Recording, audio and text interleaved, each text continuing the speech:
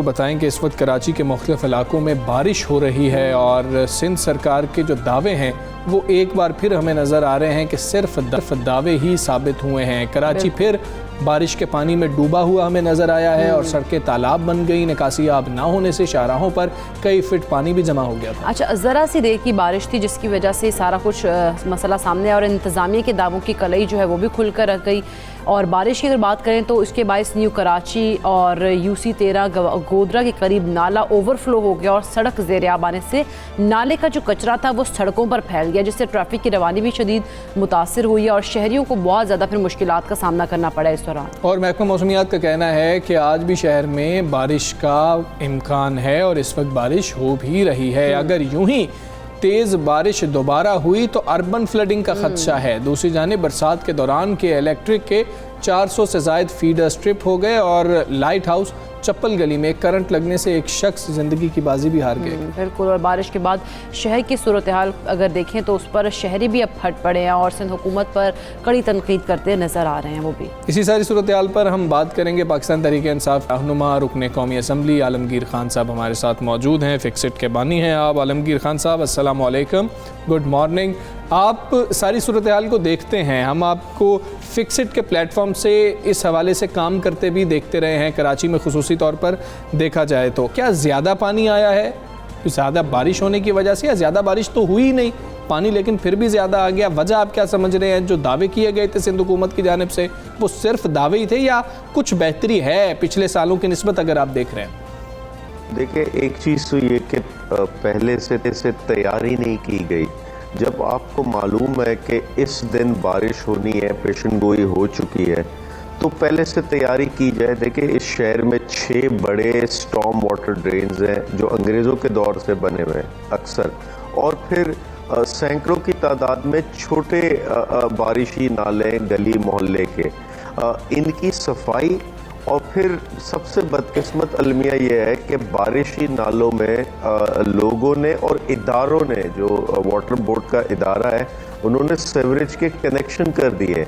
वो बारिशी नाले अब सीवरेज के तौर पे इस्तेमाल होते हैं। अब सीवरेज में जो फुजला और कचरा आता वो चौक कर देते हैं इन बारिशी नालों को, और फिर माशाल्लाह से जो हम लोग नालों में कचरा फेंकते वो नाले चौक हो जाते। इसकी रेगुलर सफाई होना चाहिए थी, इसकी सारा साल सफाई होनी चाहिए, लेकिन वो नहीं की जाती, वो नहीं की गई। और इस वजह से आप देखते जब बारिशें होती तो नाले चौक होकर और ये सारा पानी ओवरफ्लो होता और गली मोहल्लों में पानी आता, और इसी पर हमारा सीवरेज का सारा निज़ाम धर्म बरम रहता और गली मोहल्लों में पानी खड़ा होता। तो ज़रूरी है कि इस पूरे ये इसका कंक्रीट प्लान चाहिए, इसका एक परमानेंट सोल्यूशन चाहिए जिस पर अभी तक कोई काम नहीं किया गया। बिल्कुल। और अच्छा, आप परमानेंट सोल्यूशन की बात करें, परमानेंट सोल्यूशन है क्या? किस तरह से इन चीज़ों को मैनेज किया जा सकता है कि कराची की, जिस तरह हमने पिछले साल की सूरत हाल देखी, वो आगे जो है फ्यूचर में इस तरह की सूरत हाल देखनी ना पड़े? देखिए, अक्सर बारिशी नालों पर इंक्रोचमेंट हुई हुई है। उन इंक्रोचमेंट को एटलीस्ट जो बारिशी नालों के ऊपर है या उसके अतराफ में है उसको हटाया जाए। और अक्सर इंक्रोचमेंट सियासी बुनियाद पर भी हुई हुई है। वहाँ कुछ सियासी जमातों ने लोगों को जो है वो बसाया हुआ है अपने वोट बैंक्स के चक्कर में। तो ये जब तक ये नहीं होगा, ये लोग ये इलाके मोहल्ले ये ढूंढते रहेंगे। तो ये जो निकल आते फोटो सेशन के लिए और 2-4 सड़कें मेन रोड्स दिखा देते कि ये साफ हो गए, और भाई मेन रोड्स का प्रॉब्लम नहीं है, अब प्रॉब्लम गली मोहल्लों का है। डूबते लोगों के बस्तियां डूब जाती, मोहल्ले डूब जाते। ठीक है आलमगीर खान साहब, वफाक भी क्रेडिट ले रहा था कि हमने भी नाले साफ किए हैं, जो हमारी जिम्मेदारी थी, हमने भी बड़ा काम किया है। उन नालों के हवाले से भी हमें बताइएगा कि उनकी इस वक्त पोजीशन क्या है। दूसरा, आप देख रहे हैं कि अगर पिछले साल की तरह की बारिशें हो जाती हैं तो सूरत हाल हमें कुछ मुख्तलिफ नज़र नहीं आएगी। हमने तो जो है कंटेनर बहते हुए देखे थे पिछले साल, लोगों के फर्नीचर ख़राब हो गए, घरों में पानी दाखिल हो चुका था। हाँ जी, देखिए, वफाक के पास जो NDMA का हमारा इदारा है वो इसमें आया और 3 बड़े नाले आइडेंटिफाई हुए, गुज्जर नाला, औरंगी टाउन का नाला और तीसरा ये महमूदाबाद वाला नाला। अच्छा, पहले काम हुआ महमूदाबाद वाले नाले पर, वहाँ पे जो एनक्रोचमेंट थी उसको हटाया गया। अच्छा, एनक्रोचमेंट हटाना और उनको कॉम्पनसेट करना ये सिंध गवर्नमेंट की जिम्मेदारी थी। नाले की सफाई करना ये एनडीएमए की जिम्मेदारी थी। इसमें बकिया 2 नालों पर स्टे आ गया, वहाँ के इलाका मकीन ने उस पर स्टे लिया कोर्ट में, वो भी हाल ही में वो स्टे हटा है, कोई महीना डेढ़ पहले। और अब जो बजट है उसमें 25 से 27 अरब रुपए नालों की सफाई के लिए रखे गए, लेकिन हाँ अभी तक कोई 70-80% महमूदाबाद नाला क्लियर करने में ये कामयाब हुए और अब गुज्जर नाले पर भी काम चल रहा है। तो उस पर काम चल रहा है, लेकिन मैं फिर से कहूँ ये है बड़े नाले, ये बड़े स्टॉर्म वाटर ड्रेन्स है। जो छोटे बारिशी नाले अक्सर उनके चौक होने की वजह से गली मौलियां कच्ची आबादी डूब जाती और उस पर अभी तक ताहाल हमें कोई मुस्बत चीज नहीं नजर आ रही, कोई इदारा उस पर एक्टिवली काम करता नहीं नजर आ रहा। ठीक है आलमगीर खान साहब, बहुत शुक्रिया आपका। सुबह सवेरे पाकिस्तान से आप बात कर रहे थे और जो सिचुएशन कराची में है ख़ास तौर पे वो हम देख रहे हैं। मौसम कैसा रहेगा कराची का, बारिश कितनी हो सकती है, ये हम जानने की कोशिश करेंगे। डायरेक्टर महकमा मौसमियात सरदार सरफराज साहब हमारे साथ मौजूद हैं। सरदार साहब अस्सलाम वालेकुम, गुड मॉर्निंग। सर बताइएगा, आज भी कराची में बारिश होगी, कितनी बारिश होने का इम्कान है? जी वालेकुम अस्सलाम, बहुत शुक्रिया। इम्कान तो है जी, आज भी आफ्टरनून या इवनिंग में दोबारा से बिल्डअप हो कि फिर कुछ हो जाए बारिश, लेकिन आज लाइट से मॉडरेट है, वो हैवी स्पेल नहीं है। वो रात काफ़ी देर बरसता रहा और कल आफ्टरनून में भी काफ़ी हैवी स्पेल हुआ था, तो मतलब heavy spell is almost over, लेकिन है इम्कान है आज भी कहीं लाइट और कहीं मॉडरेट बारिश हो जाएगी थंडरस्टॉर्म के साथ। अच्छा सरदार साहब, अगर मुसलसल तेज़ बारिश रहती है तो कराची में क्या अर्बन फ्लडिंग का भी खदशा है? देखिए, अगर जैसे कि रात तक चलती रही, रात कोई 2-3 बजे तक बड़ा हैवी स्पेल रहा, कई जगहों में 2 से 3 बजे तक रहा और कई जगहों में उससे कुछ थोड़ा पहले 12 बजे तक 1 बजे तक ख़त्म हुआ था। तो अगर उसी तरह का स्पेल फिर हो जाता है एक ज़ोरदार किस्म का आज अगर हो जाए तो फिर हो सकता है, अगर पानी खड़ा है पहले से तो। लेकिन उम्मीद है चूँकि रात 2 बजे के बाद कोई इतनी ज़्यादा तेज़ स्पेल नहीं हुआ है तो पानी काफ़ी हद तक आई सपोज कि ड्रेन आउट हो चुका होगा, तो फिर अर्बन फ्लडिंग का कोई सब मेजर खदशा नहीं है। ठीक है सरदार सरफराज साहब, ये भी आपसे जानना चाहेंगे कि गुज़श्ता रोज़ जो बारिश हुई है, ख़ास तौर पर जो इवनिंग वाला स्पेल है, उस हवाले से महकमा मौसमियात ने कितनी देर पहले आगाह कर दिया था मुख्तलिफ इदारों को? जी देखिए, ये जो एडवाइजरी इशू की थी पहली 31 तारीख को इशू हुई थी, I think Islam ji issue की थी, तो उसमें इन डेज के साथ मेंशन था कि ये 31 से लेके 3 तारीख तक ये स्पेल चलेगा। और पहले आपने नोट किया होगा कि पहले 2 दिन जो थे, 1 सितंबर और 2 सितंबर को तो हल्की फुल्की हुई, कहीं हल्की कहीं दरमियानी स्टार्ट की होती थी, लेकिन कल ज़्यादा हुई। और जो मेरी मतलब इंटरेक्शन रहती है मीडिया से, तो जो भी पूछता था तो मैं उनको यही इत्तेफाक से बताता रहा कि 3 सितंबर को हैवी स्पेल है, 3 सितंबर का पूरे दिन में भी और रात में भी। तो वो एज़ पर वो प्रिडिक्शन था और उसमें एडवाइजरी भी मेंशन कर दिया था कि अर्बन फ्लडिंग का भी खदशा है, ख़ासकर जो सदरन सिंध के डिस्ट्रिक्ट्स कराची, ठट्ठा, मदीन, थरपारकर, इन सब एरियाज़ के लिए तो नाम लेकर मेंशन किया गया था, इवन जामशोरों का भी। और सबसे ज़्यादा बारिश जो है ना वही कराची में और रात ठट्ठा में हुई।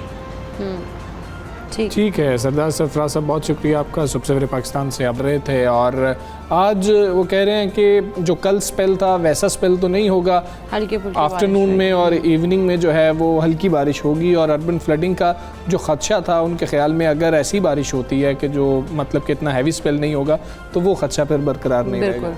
हम आगे बढ़ेंगे, हम बात करेंगे हुकूमत की जानिब से कौमी मईशत में अपनी कामरानियों के दावों का सिलसिला बदस्तूर जारी है और मुल्की मईशत के इस्तेहकाम और शरह में इजाफा बयान किया जा रहा है।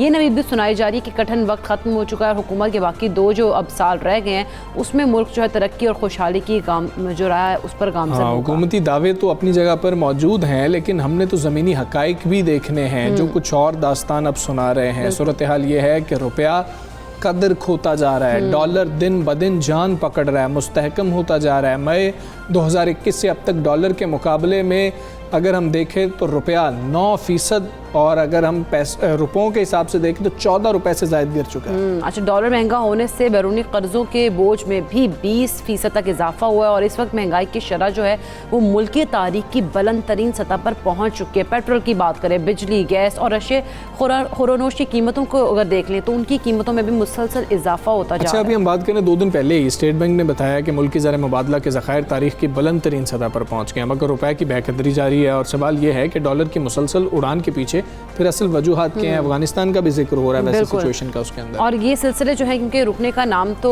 नहीं ले रहे, तो ये क्यों नहीं ले रहे हैं? और हुकूमत ने मुआशी इस्तेहकाम के लिए हंगामी बुनियादों पर ठोस इकदाम ना किए तो सूरत हाल मुल्की मईशत के लिए ख़तरनाक भी हो सकती है। अब हम इस पर बात करेंगे। मारूफ माहिर मईशत और साबिक़ ख़जाना डॉक्टर सलमान शाह साहब हमारे साथ मौजूद है। अस्सलाम वालेकुम, गुड मॉर्निंग। सलमान शाह साहब, डॉलर की मुसलसल उड़ान के पीछे क्या वजूहात हैं और ये सिलसिला रुकने का आखिर नाम क्यों नहीं ले रहा? आप क्या समझते हैं? देखें, इसमें डॉलर जब स्ट्रेंथन हुआ है उसके पीछे जो वजूहात हैं वो इंटरनेशनल प्राइसेस हैं, एनर्जी प्राइसेस हैं, और जैसे वो प्राइसेस अगर गिरनी शुरू होती हैं तो फिर रुपया जो है वो रिकवर कर सकता है और उससे फिर इन्फ्लेशनरी प्रेशर्स कम हो सकते हैं, क्योंकि स्टेट बैंक ऑफ पाकिस्तान के पास इतने रिजर्व्स अभी इकट्ठे नहीं हुए कि वो मार्केट में डॉलर्स फेंके और डॉलर की कीमत को नीचे लेके आए। तो इसलिए इस वक्त डॉलर जो है वो उसकी कोई सपोर्ट नहीं है उस तरह से सेंट्रल बैंक से, क्योंकि हमारे जो रिज़र्व्स हैं अभी तकरीबन 3 माह की इंपोर्ट्स के बराबर हैं और हमें वो चाहिए 4-5 माह की इंपोर्ट्स के बराबर। इसका मतलब ये है कि रिज़र्व्स को अभी हम बिल्ड अप कर रहे हैं और रिज़र्व्स को इस्तेमाल नहीं किया जा सकता कि वो करेंसी को उस तरह से नीचे लेके आए डॉलर की कीमत को। So I think in the short run ये डॉलर की कीमत जिस लेवल पे पहुंची हुई है वो एक मुनासिब लेवल है। आगे चल के अगर इंटरनेशनल कीमतें कमोडिटीज़ की, तेल की ये कुछ ईज़ अप करती हैं तो उससे हमारी भी इंपोर्ट बिल कम होगा। हमारी अगर इंपोर्ट सब्स्टिट्यूशन ज़्यादा हो जाती है फिर भी कम होगा। डॉक्टर साहब ये भी बताइएगा, अगर डॉलर की कदर इसी तरह से बढ़ती रहती है जो हम इस वक्त ट्रेंड देख रहे हैं तो महंगाई पर कितना असर आएगा? अगर ये इंटरनेशनल प्राइसेस ऊपर ही रहती हैं तो फिर ये रुपया जो है इसी तरह रहेगा इस रेंज में और उसके इम्पैक्ट इन्फ्लेशन पे एक इम्पैक्ट आएगा, क्योंकि एनर्जी प्राइसेस जो हैं ये हर चीज़ को महंगा करती हैं। दूसरी बात ये है कि बहुत सी चीज़ें जो हम इंपोर्ट कर रहे हैं वो भी महंगी होंगी और उसमें फूड आइटम्स हैं खासे, तो वो महंगे होते हैं, तो वो फूड इन्फ्लेशन भी होगा। ये बता दीजिएगा कि इसे कंट्रोल करने के लिए, खास पर अगर हम बात करें डॉलर की, तो डॉलर को काबू करने के लिए हुकूमत को इस वक्त कौन से फौरी इकदाम हैं जो कि करने पड़ेंगे और उनकी ज़रूरत है? तो बहुत सी चीज़ें हैं जिससे ये कंट्रोल किया जा सकता है। साथ साथ हमारी जो फूड चेन है, पर्टिकुलरली जिसमें आटा है, चीनी है, घी है, इसमें भी इम्प्रूवमेंट लाने की ज़रूरत है कि इसकी एडमिनिस्ट्रेटिव इश्यूज बहुत ज़्यादा हैं, इसमें कार्टल्स भी बड़े हैं और इसमें निज़ाम में रुकावटें भी बढ़ी हैं, जिसके नतीजे से में मिडल मैन जो है उसके रिटर्न्स बहुत हाई हैं और वो रिटर्न्स अगर कम किए जाएं कंपटीशन के ज़रिए और बेहतर वैल्यू चेन्स के ज़रिए तो किसान को भी फ़ायदा होगा और जो हमारा कंज्यूमर है उसको भी फ़ायदा होगा। सो ये तमाम चीज़ें जो हैं ये करनी पड़ेंगी। इन्फ्लेशन जो है वो आपकी इकॉनमी से उसका बड़ा गहरा तल्लक है। कंपटीशन कमीशन ऑफ पाकिस्तान है एक अदारा, वो अपना काम करता है। इधर से हम कॉस्ट ऑफ डूइंग बिजनेस को कम करते हैं, हम ईज़ ऑफ डूइंग बिजनेस को ठीक करते हैं। तो ये एक इकोनॉमिक एक्टिविटीज़ का एक पूरा मेन्यू है जो आपको करना पड़ेगा ताकि आप सस्टेनेबल तरीके से ग्रो करें और इन्फ्लेशन भी काबू में रहे और ग्रोथ भी हो और उससे जॉब्स भी बने और एक्सपोर्ट्स भी बढ़ें और बाकी डेवलपमेंट का काम भी हो। तो ये कोई स्टैंड अलोन चीज़ नहीं है, ये टोटल एक कॉम्बिनेशन है of your international environment, Pakistan की एनवायरनमेंट, पाकिस्तान का रिफॉर्म प्रोग्राम और पाकिस्तान में किस तरीके से ये हम इम्प्लीमेंट कर रहे हैं, ये सारी चीज़ें इन रुपए की कदर में और इन्फ्लेशन लेवल में सलमान शाह साहब, एक अहम जिस पर कम ही बात होती है वो है कि देहात की इकॉनमी, सारी सूरत हाल का देहात की इकॉनमी पर क्या असर आप देख रहे हैं, और बेरोज़गारी के हवाले से भी कुछ बताइएगा।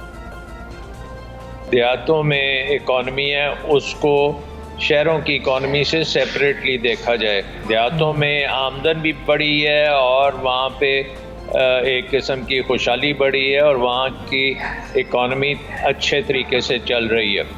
जहाँ तक शहरी आबादी का तल्लक है, शहरी आबादी में भी बेशुमार अदर महंगाई का इम्पैक्ट, जो फूड इन्फ्लेशन है उसका इम्पैक्ट सही है शहरों की इकॉनमी पे डेफिनेटटली है। लेकिन शहरी इकॉनमी में अगर आप देखें तो उसमें रेमिटेंसेस तकरीबन 10 अरब डॉलर की इस साल एक्स्ट्रा रेमिटेंसेस आई हैं और वो आपके हर शहर में तकरीबन पहुंची हैं और उसकी वजह से आप देखें कि एक तो कंजम्पशन लेवल हर चीज़ की आगे से बहुत ज़्यादा है और दूसरी चीज़ ये है कि वहाँ पे इकनॉमिक एक्टिविटी भी ज़्यादा है। सो जो आपके इन्वेस्टमेंट है कारोबार में, हाउसिंग में, ट्रेड में, दुकानों में जो है डिमांड वगैरह वो खासी है और उसकी वजह से जो बेरोज़गारी का आप जिक्र कर रहे हैं, बड़ी हद तक वो जो कोरोना की वजह से बेरोज़गारी हुई थी वो ख़त्म की है। सलमान शाह साहब, मौजूदा मौशी सूरत हाल की अगर बात की जाए, आपको क्या लगता है कि शरह नमू का जो हदफ रखा गया है वो मुमकिन हो पाएगा? आई थिंक इस वक्त जो है इकॉनमी एक अच्छे लेवल पे आ चुकी है।